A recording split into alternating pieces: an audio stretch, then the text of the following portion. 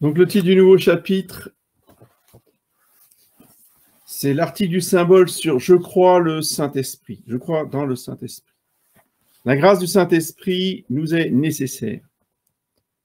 Le Saint-Esprit, c'est la troisième personne divine. Par conséquent, il est Dieu comme les autres personnes. Il est éternel, présent partout, omniscient, tout-puissant. Nous l'appelons Esprit Saint parce que le Père et le Fils révèlent leur sainteté par lui. Le Saint-Esprit est Dieu de Dieu, comme une lumière est de la lumière où elle a été allumée. La vapeur qui flotte au-dessus des eaux n'est pas d'une autre nature que les eaux. Ainsi, le Saint-Esprit est consubstantiel au Père et au Fils.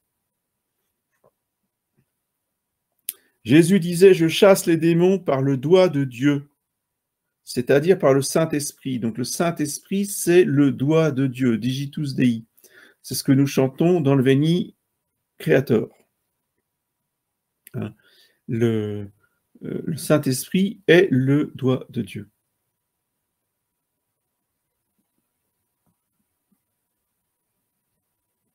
De même que le doigt est de la même substance que le corps d'où il sort, ainsi le Saint-Esprit est nécessairement de la nature divine. Il est appelé le doigt de Dieu parce que c'est par lui que le Père et le Fils entrent en contact avec nous. Parce que c'est le doigt de Dieu qui a écrit les tables de la loi.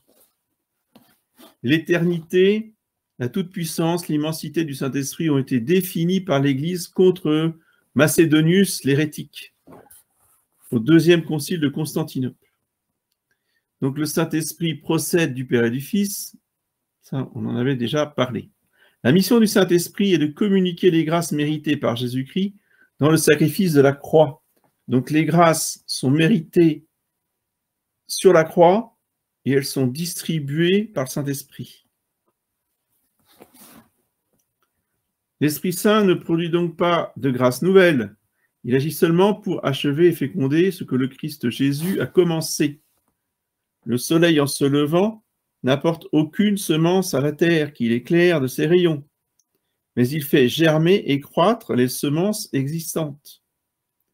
On appelle grâce un bienfait accordé sans qu'on y soit obligé, c'est-à-dire de manière gratuite.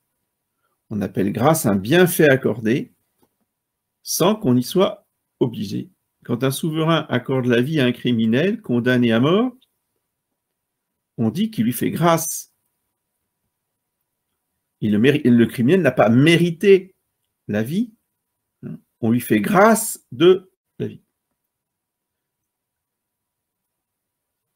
Joseph II fit un jour une grâce à un enfant.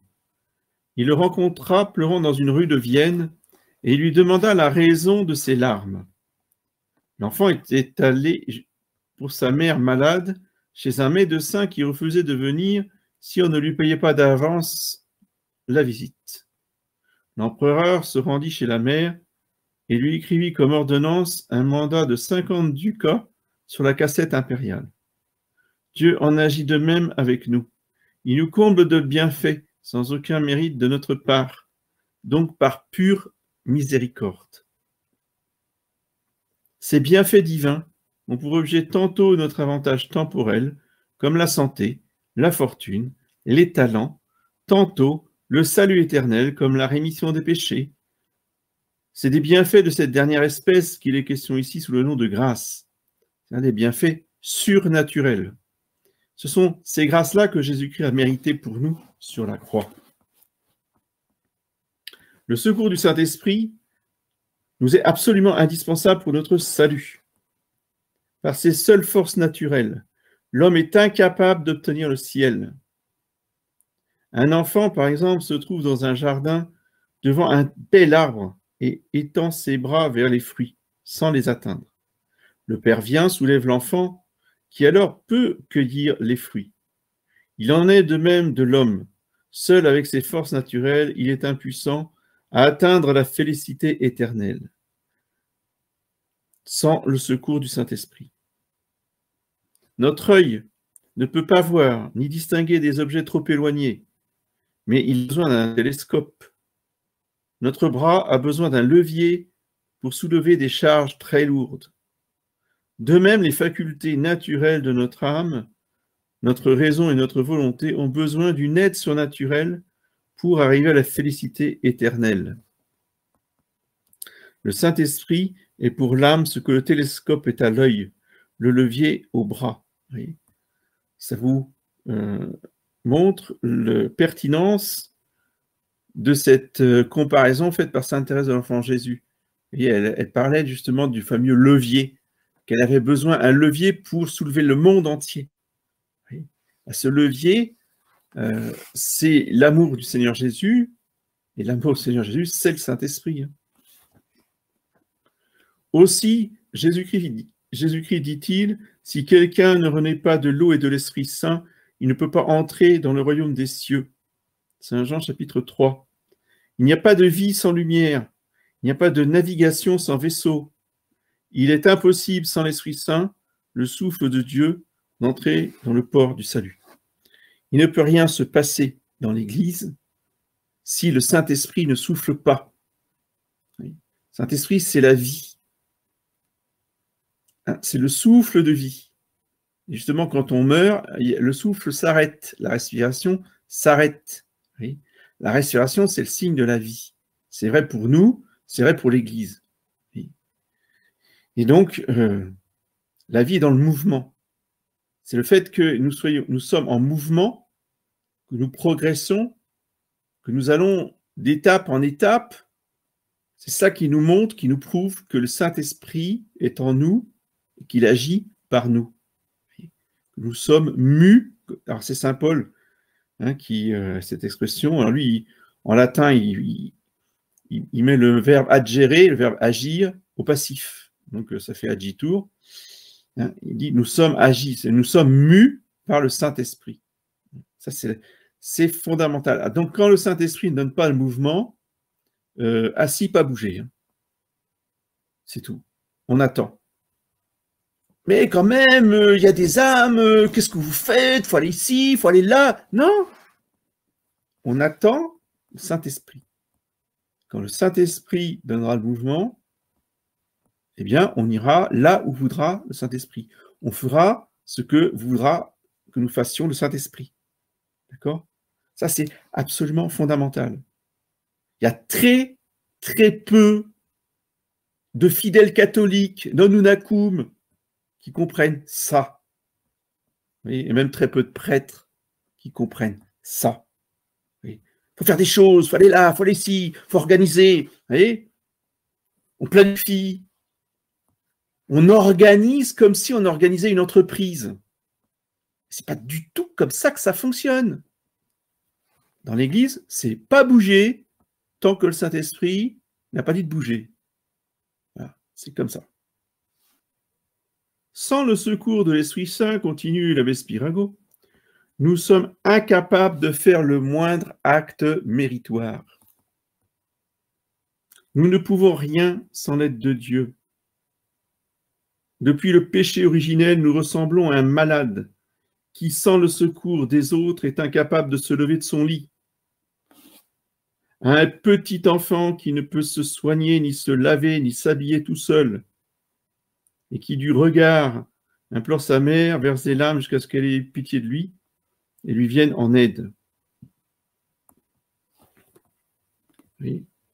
Sans le Saint-Esprit, nous sommes, malgré nos efforts, ou malgré notre agitation, malgré notre excitation, malgré notre super activité, je sais plus comment, il y a un terme en psychologie moderne, les hyperactifs. C'est de l'agitation, mais ce n'est pas l'œuvre de Dieu, ce n'est pas le Saint-Esprit. L'homme est incapable de travailler dans les ténèbres. Il ne peut opérer aucun bien sans la lumière de la grâce du Saint-Esprit. Le corps est incapable d'aucune action s'il n'est animé par l'âme, et bien l'âme aussi ne peut rien pour le ciel si elle n'est secourue par le Saint-Esprit, qui est sa vie. La lune ne luit pas sans recevoir la lumière du dehors, c'est-à-dire du soleil. Ainsi, l'âme ne peut rien faire de méritoire sans la lumière de la grâce, donc sans la lumière du Saint-Esprit. Notre âme ne produit de fruits que quand elle est arrosée par la pluie de la grâce du Saint-Esprit. Sans pluie, aucune herbe ne grandit, aucune fleur ne s'ouvre, aucune moisson ne mûrit. De même, toute vertu est impossible sans la grâce. La grâce n'opère rien sans la volonté, et celle-ci ne peut produire aucune œuvre méritoire sans la grâce. La terre ne fait rien germer sans la pluie, et la pluie ne produit rien sans avoir d'abord été reçue par la terre. L'encre est indispensable à la plume de l'écrivain, et la grâce du Saint-Esprit est nécessaire pour inscrire les vertus dans l'âme. Toute œuvre méritoire est donc produite communément par le Saint-Esprit et notre liberté. De même que le maître et l'élève ont écrit ensemble quand le premier guide la main du deuxième, nous ne pouvons donc jamais nous attribuer à nous-mêmes les mérites de nos bonnes œuvres.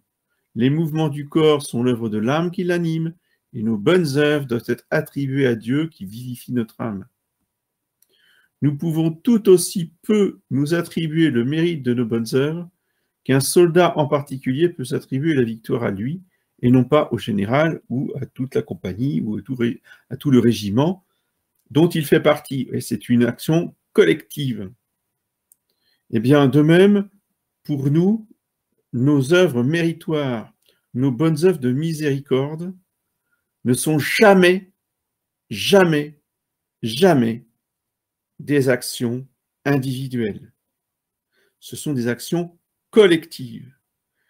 D'abord, sous l'impulsion et l'énergie du Saint-Esprit, mais pas seulement. C'est grâce à la prière de tous les autres frères et sœurs de l'Église. Nous sommes portés, nous nous portons les uns les autres par nos prières. Ça s'appelle la communion des saints. La communion des saints, c'est cette action collective que nous entreprenons dans l'union au Saint-Esprit. Le fait que nous soyons tous unis au Saint-Esprit, nous sommes tous entraînés dans ce mouvement, et le bien qui se fait est toujours un bien collectif. Tout seul, on ne peut pas y arriver. C'est absolument impossible. Avec le secours du Saint-Esprit, continue l'abbé Spirago, nous pouvons accomplir l'œuvre la plus difficile. Donc, avec le secours du Saint-Esprit, moi je rajoute, et avec le secours, voyez, de nos frères et sœurs catholiques, voyez, qui concourent avec nous dans ce même bien commun. Ça, c'est absolument fondamental à comprendre. Demandez bien cette grâce au Saint-Esprit et à la Sainte Vierge. Parce que aujourd'hui, ce qui paralyse nos chapelles, c'est l'esprit individualiste. L'esprit égoïste, où c'est le chacun pour soi. Deuxième paragraphe, les œuvres du Saint-Esprit. Le Saint-Esprit accorde à tous les hommes la grâce actuelle. À tous les hommes. Vous avez noté, à tous les hommes, pas aux catholiques, pas aux chrétiens, à tous les hommes, quelle que soit leur religion, quelle que soit leur absence de religion. Le Saint-Esprit distribue des grâces actuelles qui sont des secours passagers pour faire le bien et pour éviter le mal. Le Saint-Esprit ensuite accorde à beaucoup d'hommes, et pas à tous les hommes, mais à beaucoup d'hommes, la grâce sanctifiante pour devenir catholique, pour être baptisé. Et troisièmement,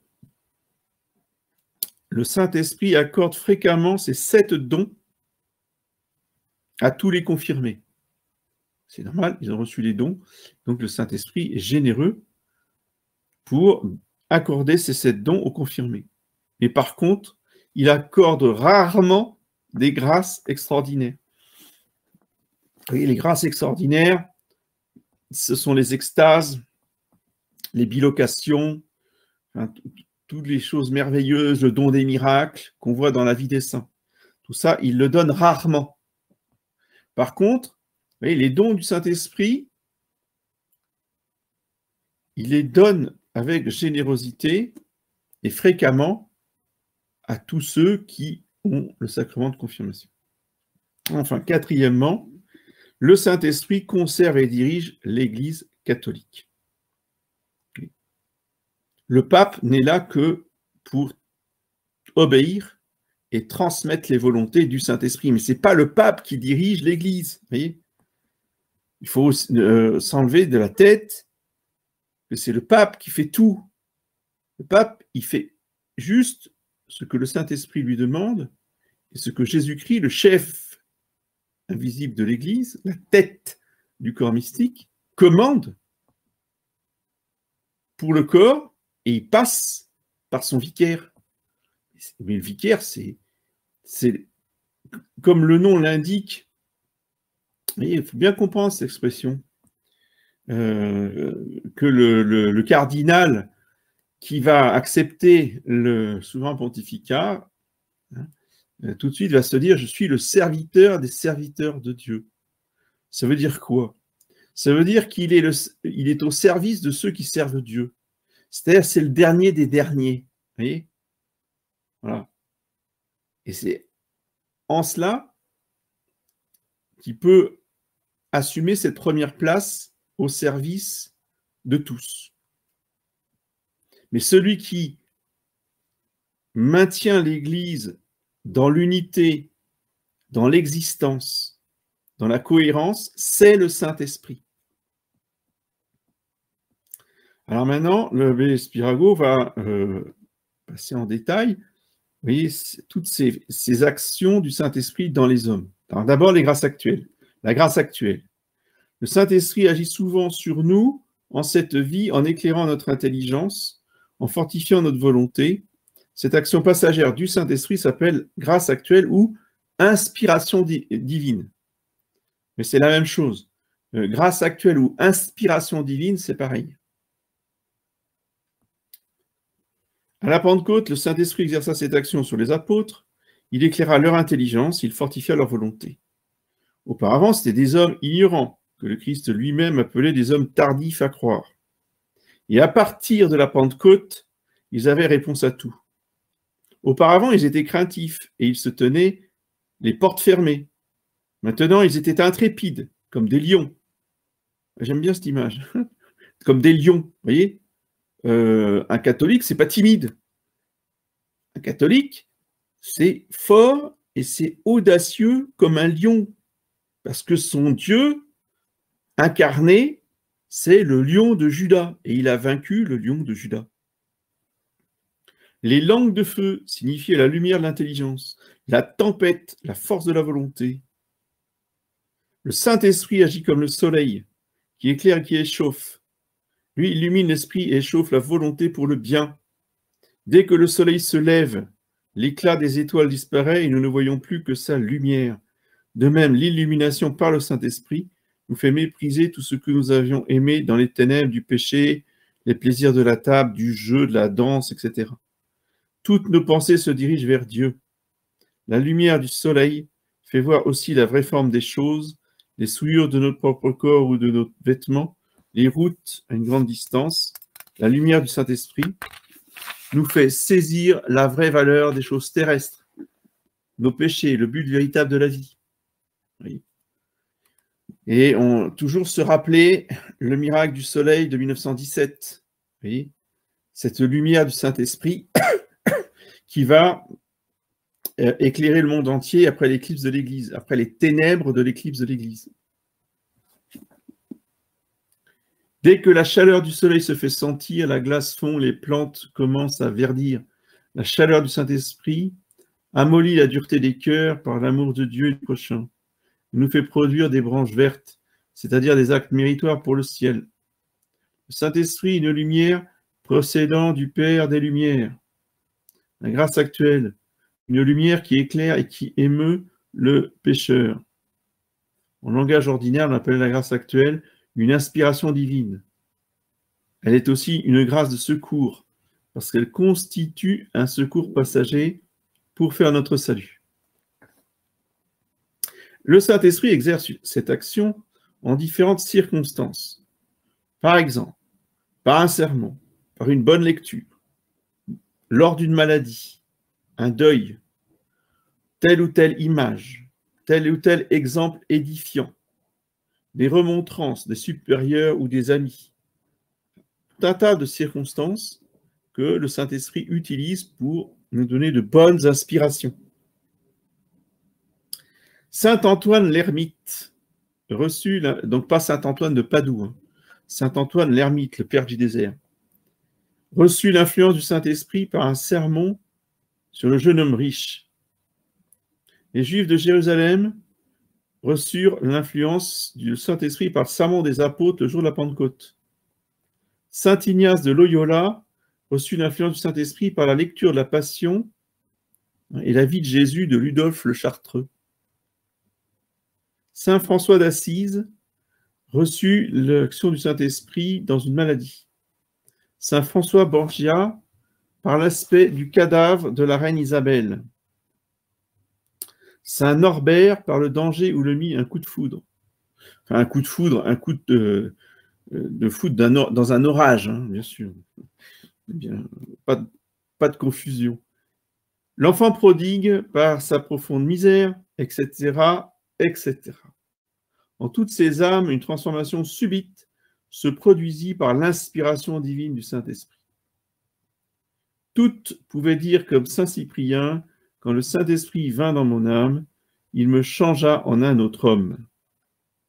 Presque toujours, Dieu fait précéder ses inspirations de souffrance.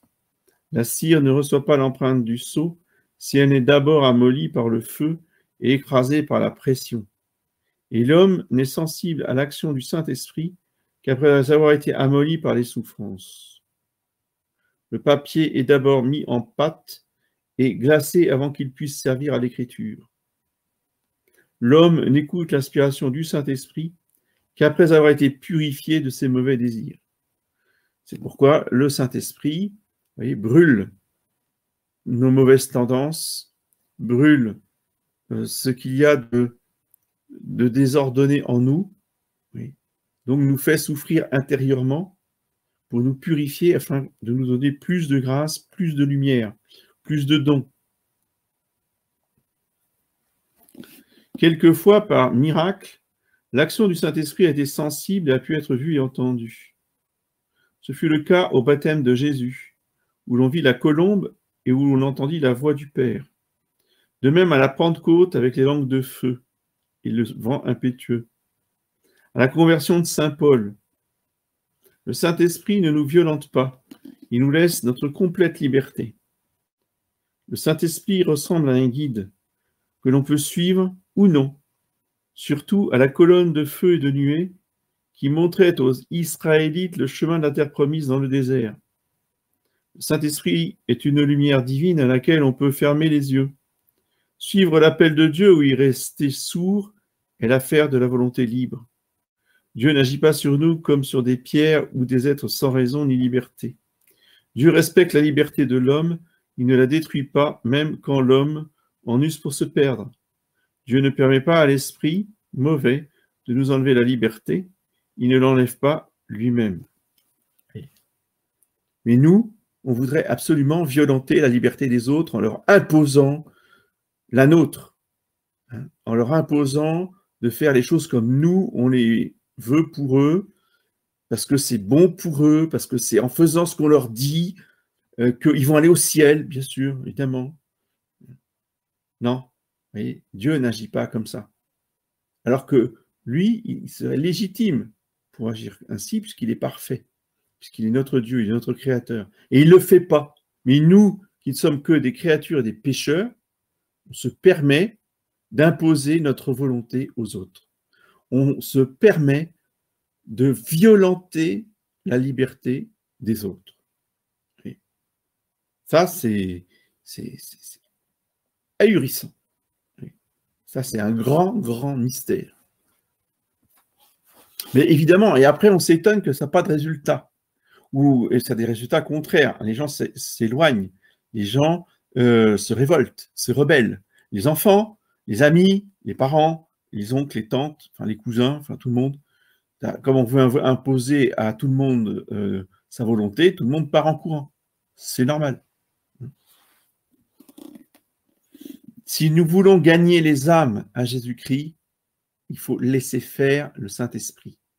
Arrêter d'imposer aux autres notre petite volonté, toute petite, hein, toute mesquine. Non, laissons faire la grande, l'immense, l'infini volonté et amour de Dieu et du Saint-Esprit. L'homme ne peut que coopérer à la grâce actuelle. Il peut aussi lui résister. C'est l'autre face de la médaille. Saul coopéra à la grâce. Le jeune homme riche, au contraire, lui résista. Ceux qui, à la Pentecôte, raillèrent les apôtres en les faisant passer pour des gens ivres, résistaient à la grâce. Comme ceux qui se moquaient de saint Paul devant l'aéropage d'Athènes. Hérode aussi, qui avait appris des mages la naissance du Christ, refusa de coopérer à la grâce. Luther résista à la grâce à la Wartburg en lançant son encrier au mur, soi-disant contre le démon. Ce n'était pas le démon qu'il poursuivait par ses pensées. Qui t'a donné cette mission? Es-tu le seul sage? Quelqu'un veut-il se marier? Il fait sa demande à la personne dont il recherche la main et le cœur. Cette personne peut agréer ou repousser cette demande. Dieu fait de même. Il nous fait des propositions et nous pouvons les accepter ou les rejeter. Celui qui résiste habituellement à la grâce actuelle et meurt dans cette résistance commet un péché grave et irrémissible contre le Saint-Esprit. Il ressemble à Satan qui résiste opiniâtrement à la vérité. De là, l'avertissement de l'Écriture sainte. Si vous entendez aujourd'hui sa voix, gardez-vous bien d'endurcir vos cœurs. Psaume 94. Celui qui coopère à la grâce actuelle reçoit des grâces plus abondantes encore. Celui qui résiste à la grâce actuelle perd toutes les autres grâces et subira un terrible jugement. Heureux celui qui coopère à la grâce, celui qui utilise la première s'en attire toute une série. La grâce utilisée ressemble à une semence qui germe. Le serviteur qui avait bien employé ses 5 talents en reçoit 5 autres comme récompense. Quiconque a déjà, dit Jésus, on lui donnera encore, et il sera dans l'abondance. Oui. Très important, oui, de désirer l'abondance. Bien sûr, l'abondance des grâces, mais aussi l'abondance des moyens pour diffuser les grâces et l'amour de Dieu, la connaissance de Dieu. Pour ça, il faut l'abondance, dans tous les domaines. Mais pour celui qui n'a point, on lui ôtera même ce qu'il a. Vous voyez, on a lu cet évangile-là il y a quelques dimanches. Vous voyez, c'est pour ça que je vous ai dit, ce chapitre-là, il est tout à fait dans l'actualité liturgique des dimanches après la Pentecôte. Malheur à celui qui résiste à la grâce. Jérusalem subit un jugement terrible en 70 pour n'avoir pas reconnu le jour où Dieu l'avait visité, où Dieu lui avait offert la grâce. C'est à la résistance à la grâce que s'appliquent les paroles de Jésus. Jetez le serviteur inutile dans les ténèbres extérieures, où il y aura des pleurs et des grincements de dents. Un grand Seigneur est irrité par le mépris de ses dons et de ses bienfaits. Dieu, le souverain maître du ciel et de la terre, est courroucé par le refus de la grâce du Saint-Esprit, son bienfait le plus signalé. Dieu abandonne le paresseux, dit saint Augustin, celui qui laisse passer la grâce sans en user, n'arrivera pas au ciel, pas plus qu'on atteint le but de son voyage en omettant de monter dans le train tandis qu'on était en gare. Le moment de la grâce actuelle ressemble au moment critique d'une maladie. À n'y pas faire attention, on risque la vie. Beaucoup d'hommes, hélas, rendent vaines les grâces divines. Ils repoussent par des distractions, des plaisirs mondains, le Saint-Esprit qui voulait agir sur eux à l'occasion d'un deuil, des fêtes de l'Église, par la réception des sacrements. Il faudrait au contraire se retirer dans la solitude, faire des réflexions sérieuses, avoir recours à la prière, purifier sa conscience par la confession. Comme saint Ignace de Loyola qui, après sa conversion, se retira plusieurs mois dans la grotte de Banrès. Sainte Marie l'Égyptienne, qui après sa conversion se confessa et se fixa dans le désert.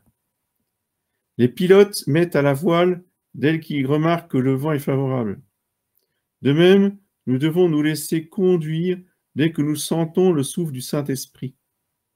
Si nous ne suivons pas la grâce avec docilité et promptitude, Dieu nous retire cette grâce. Il en est de la grâce comme de la manne qu'il fallait ramasser de bon matin et que les paresseux trouvaient fondue après le lever du soleil. Plus les grâces reçues ont été grandes, plus grande sera la responsabilité, dit saint Grégoire le Grand, car on redemandera beaucoup à celui auquel on aura beaucoup donné. Le Saint-Esprit agit sur tous les hommes, aussi bien sur les pécheurs que sur les justes, aussi bien sur les hérétiques et les infidèles que sur les catholiques. Parce que le bon Dieu est le bon pasteur qui suit la brebis égarée jusqu'à ce qu'il la trouve. Jésus-Christ est la lumière du monde. Il illumine tout homme venant en ce monde. On le dit après chaque messe, dernier évangile de Saint Jean. Dieu veut que tous les hommes soient sauvés et arrivent à la connaissance de la vérité. Le Saint-Esprit agit pour le salut des hommes dès l'origine du monde. Mais il ne se donne dans sa plénitude que depuis la Pentecôte. Pendant la captivité des Juifs à Babylone, le Saint-Esprit agit souvent sur les païens par de nombreux miracles qu'il opéra pour la glorification de Dieu. Les 3 jeunes gens dans la fournaise, qui ont été mis dans une fournaise très très grande, très forte, très puissante, et ils auraient dû se consumer très rapidement, je ne sais pas en combien de temps, mais enfin rapidement, tellement c'était chauffé à blanc. Et ils sont sortis de la fournaise tout à fait intacts.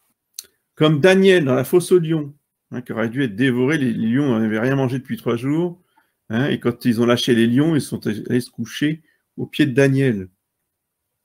Les patriarches et les prophètes aussi avaient été éclairés par le Saint-Esprit. De même que le soleil, avant même qu'il ne paraisse, s'annonce par ses rayons, ainsi Jésus-Christ, le soleil de justice, a fait précéder sa venue des rayons lumineux du Saint-Esprit.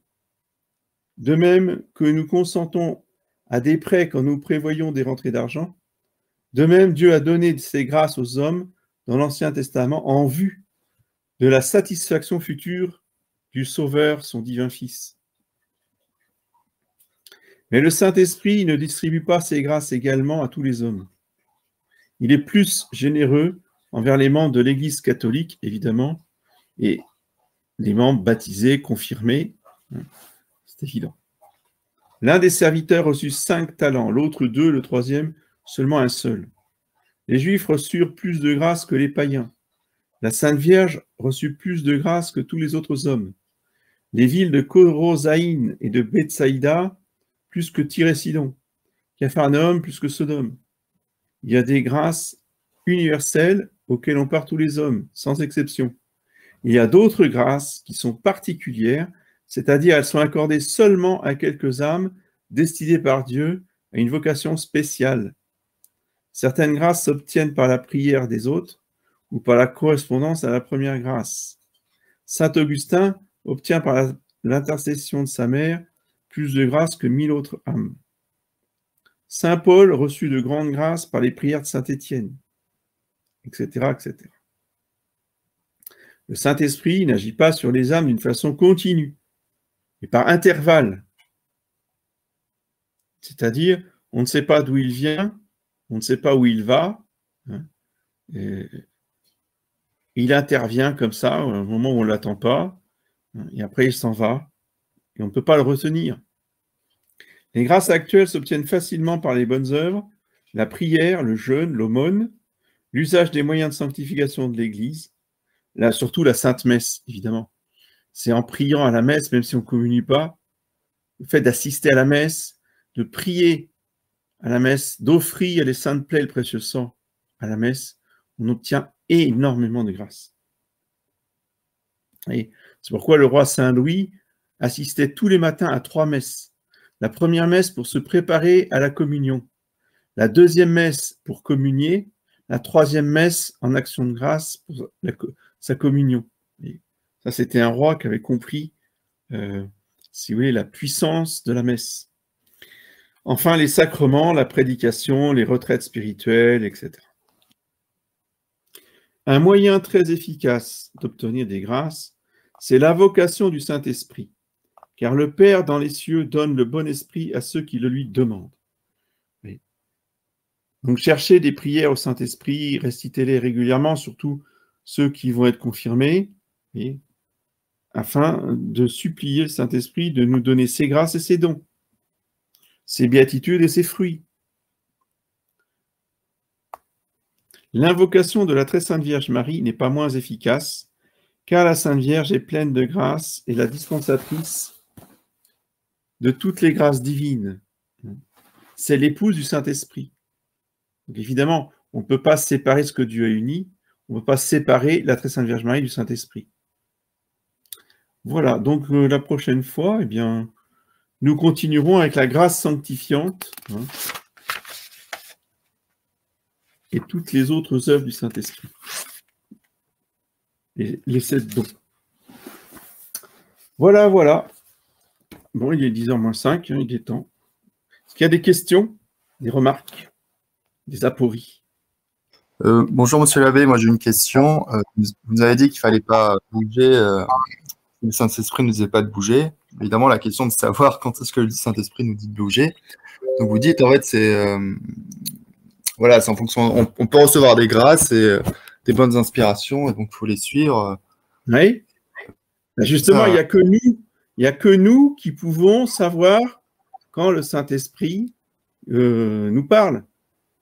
Oui, quand le Saint-Esprit il veut quelque chose, c'est très clair dans notre tête. Oui. Ok, très bien. Donc c'est clair. Ok, c'est censé. Ok. On doit deviner ça parce que c'est clair quand ça se passe quelque chose. D'accord. Justement, il n'y a pas de doute à avoir. S'il ne se passe rien, c'est que il n'y a rien qui doit se passer. Alors, on fait son devoir d'État dans ces cas-là. Si vous voulez, on n'est pas non plus dans l'inactivité totale. Hein. Ce n'est pas l'oisiveté. Hein. C'est juste qu'on fait son devoir d'État ordinaire. Voilà, on a un travail à faire, on a une famille à s'occuper, point barre. Très bien, je vous remercie. Le problème, c'est l'activisme. Vous voyez, c'est vraiment c'est le fléau du monde moderne, c'est le fléau du XXe siècle. Ce sont les pseudo-apôtres, vous voyez, qui sont atteints de la fièvre de l'action. Il faut qu'ils fassent des choses, faire des choses, faire des choses, faire des choses, tout le temps faire des choses, faire des choses, faire des choses, il y a des choses à faire, il y a des choses à faire. Mais bon, on se calme, mais c'est pas du tout comme ça que le Saint-Esprit agit. Et je ne peux que vous recommander à tous, ceux qui ne connaissent pas, il faut absolument que vous lisiez le livre de Don Chotard, L'âme de tout apostolat. Et c'était le livre de chevet, justement, du pape Saint-Pie. Il le lisait, il le relisait, et même quand il était pape, il relisait encore L'âme de tout apostolat, pour s'en pénétrer. Actuellement, vous le trouvez très facilement, il a été réédité de très nombreuses fois. L'âme de tout apostolat, de Don Chotard, Chautard. Bien, pas d'autres questions? Alors, on va arrêter là. Je vous dis bonsoir et à la semaine prochaine.